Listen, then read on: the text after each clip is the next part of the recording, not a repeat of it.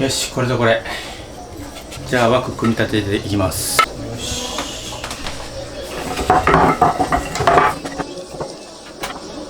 よっしゃ、行きましょうか。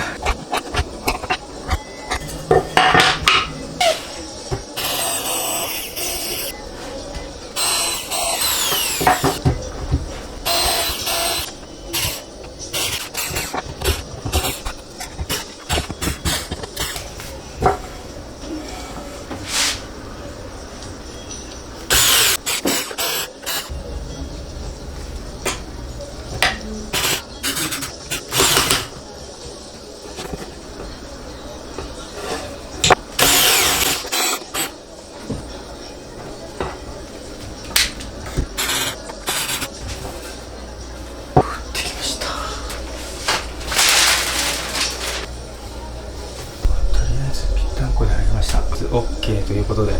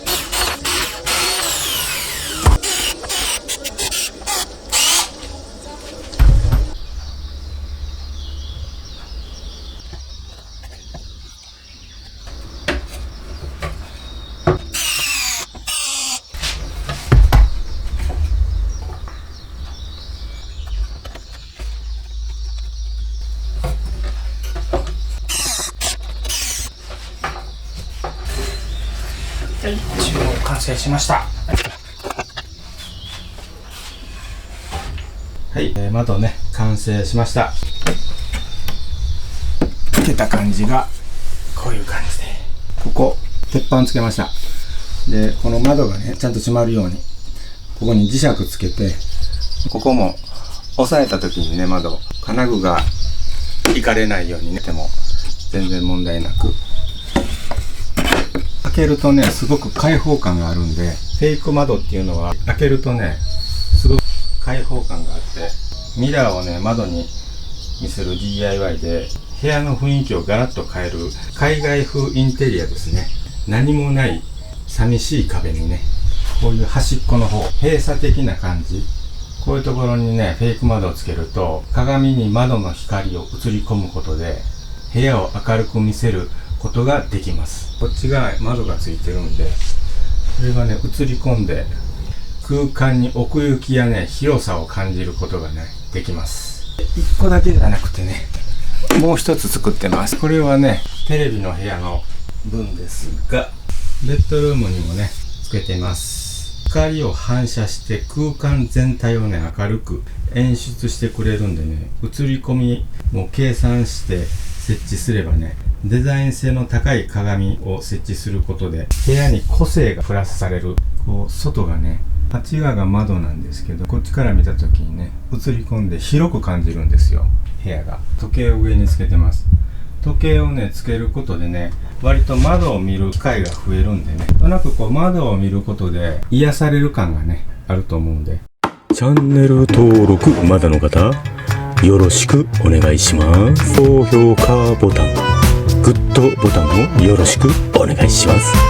励みになります。では皆さん良き一日を。 Enjoy life。さようなら。